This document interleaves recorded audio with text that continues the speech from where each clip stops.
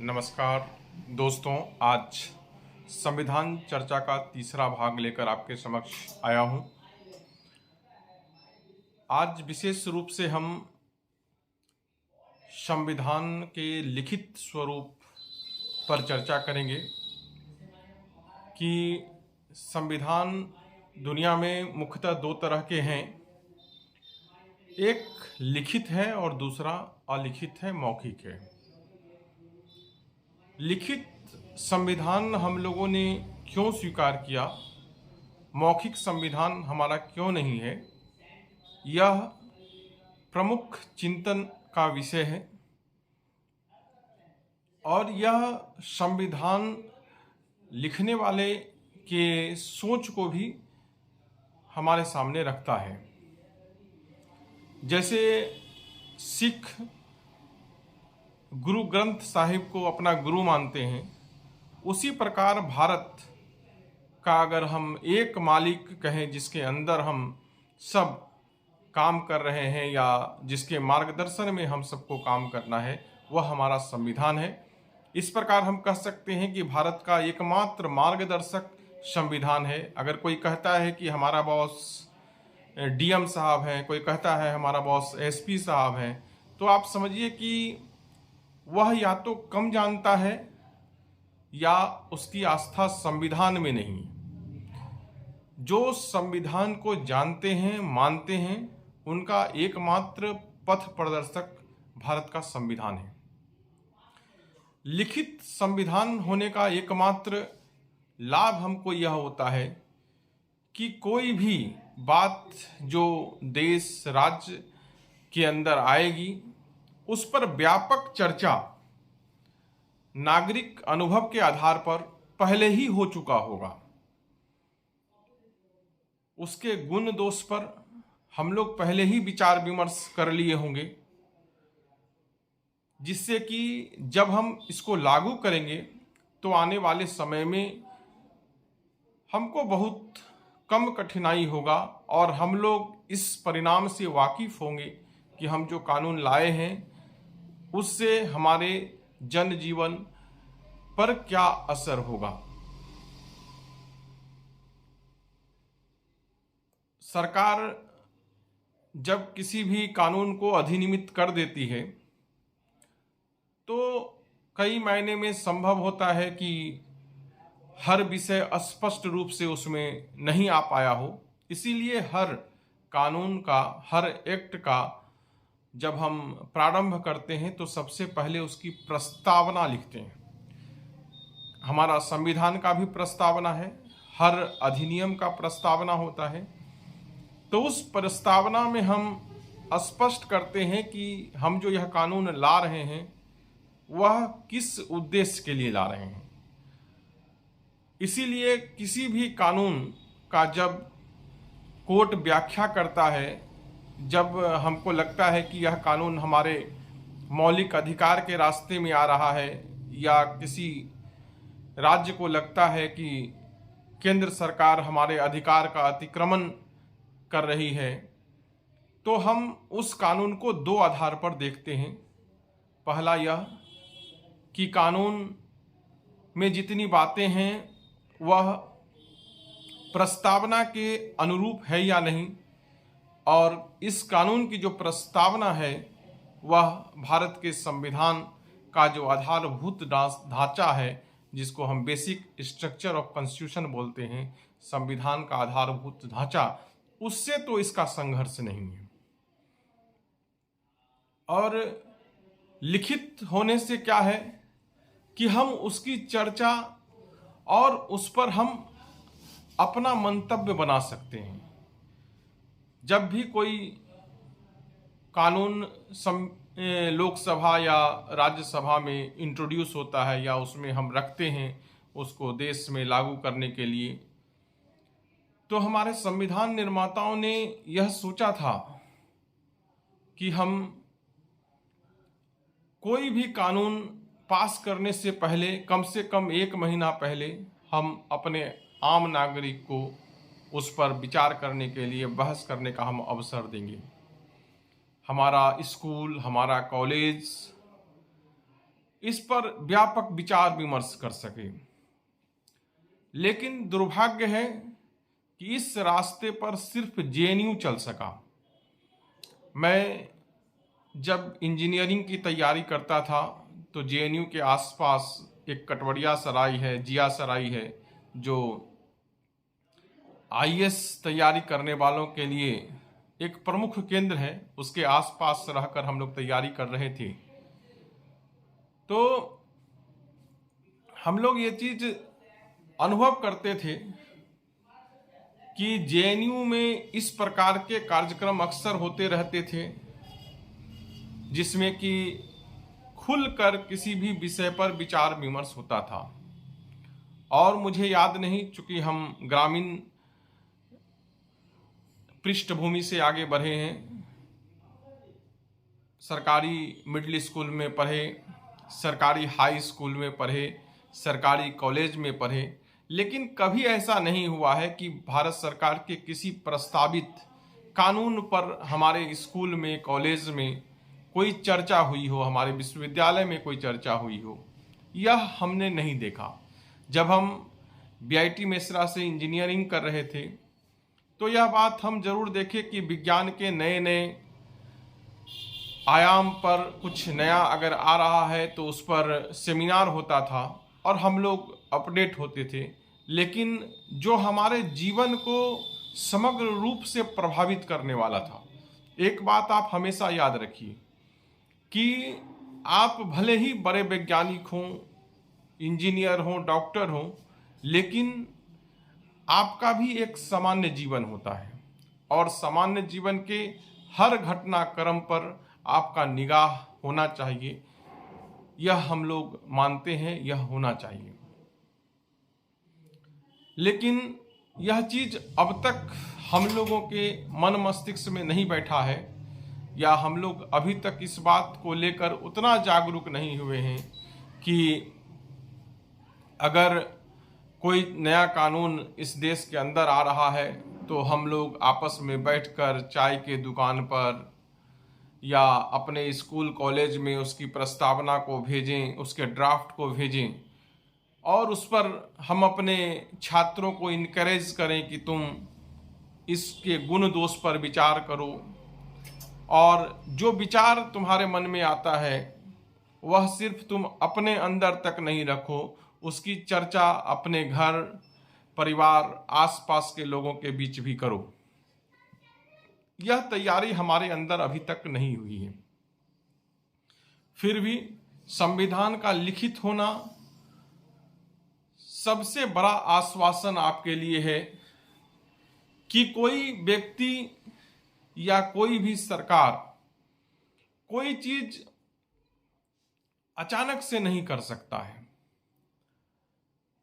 लेकिन दुर्भाग्य है कि आजकल कुछ कानून, या यूं कहिए कि बहुत पहले से भी, अगर नागरिक सक्रिय नहीं होगा तो जो भी सरकार शक्ति संपन्न होगी, जिनके पास बहुमत होगा, वह अपनी मनमानी कानून आप पर थोपने का प्रयास करेगा।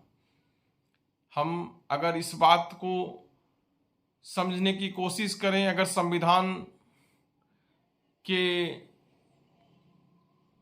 जो संविधान में जो भी अमेंडमेंट हुआ है, सुधार हुआ है, बदलाव हुआ है, अगर उसके इतिहास को हम लोग देखें तो यह संविधान के पहले साल से ही होता आ रहा है। हमारा जो पहला संविधान का अमेंडमेंट हुआ था, उसका मुख्य आधार ये था कि जो हम लोग आज़ादी का लड़ाई लड़े थे उसमें गरीब,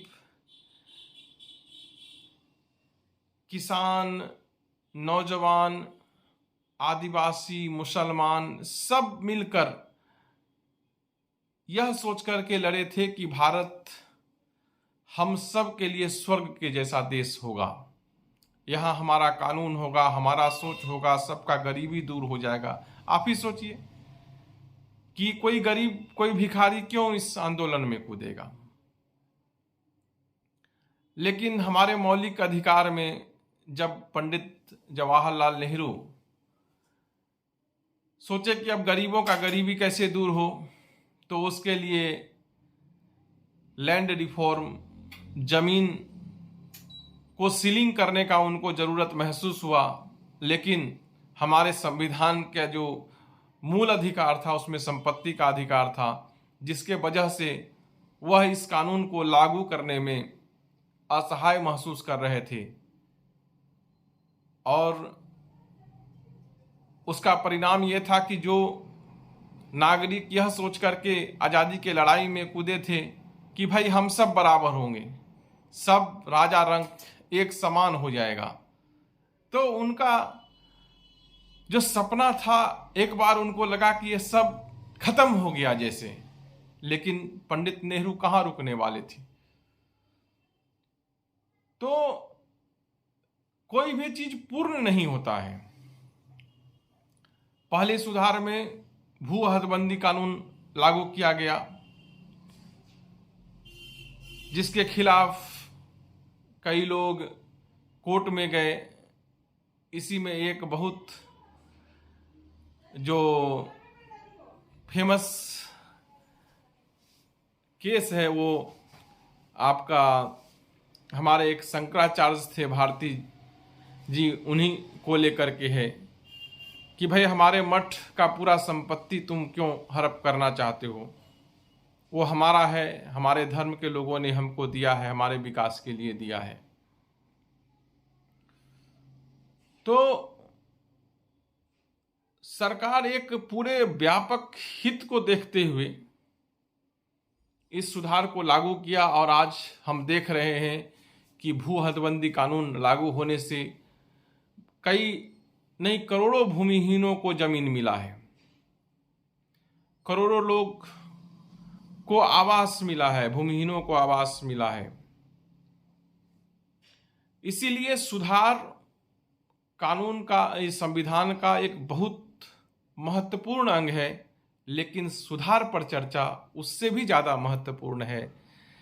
हमारा संविधान लिखित है, लेकिन लिखने से पहले वह उसमें जो अच्छाइयाँ हो वही सिर्फ शामिल हो और वह अच्छाई छन करके जाए। इसीलिए हम सबको, एक एक नागरिक को उस अच्छाई के प्रति अपना जिम्मेवारी निभाना होगा।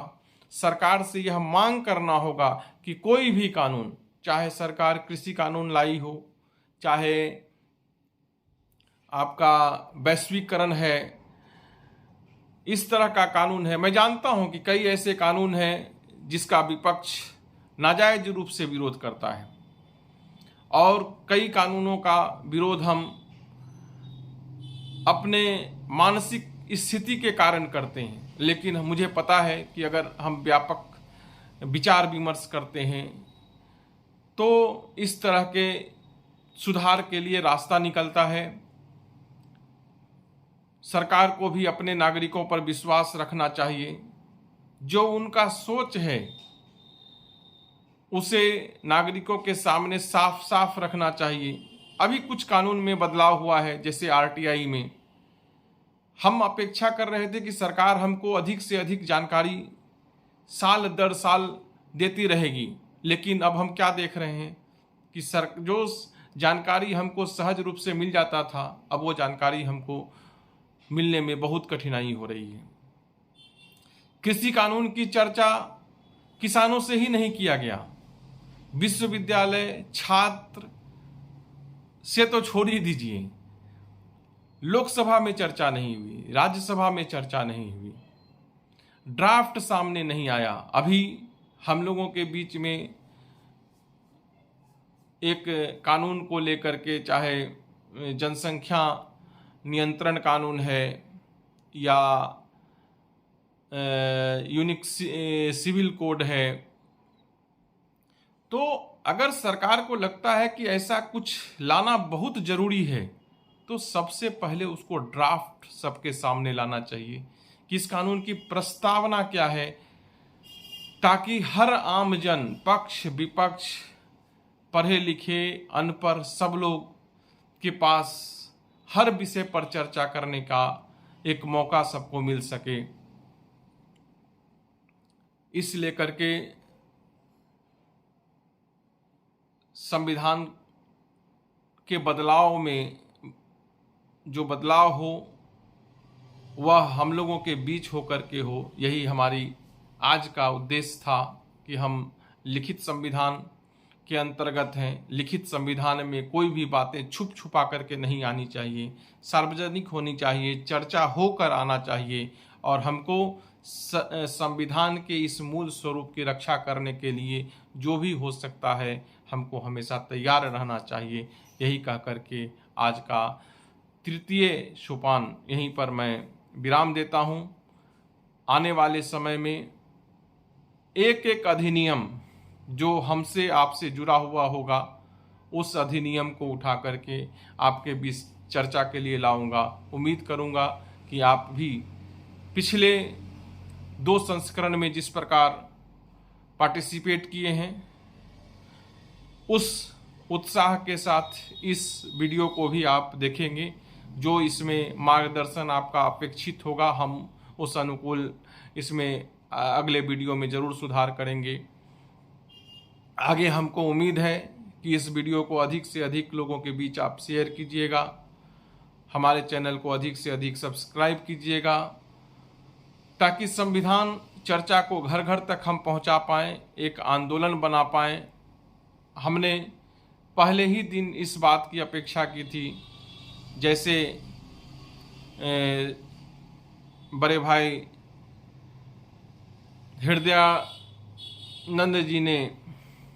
हरिंद्रानंद जी ने शिव चर्चा के माध्यम से भगवान शिव के प्रति लोगों में जो जागरूकता भरी है, हम लोग संविधान चर्चा के माध्यम से आम जन में संविधान के प्रति जागरूकता भर पाएँ। इसी उम्मीद के साथ आप सबको नमस्कार।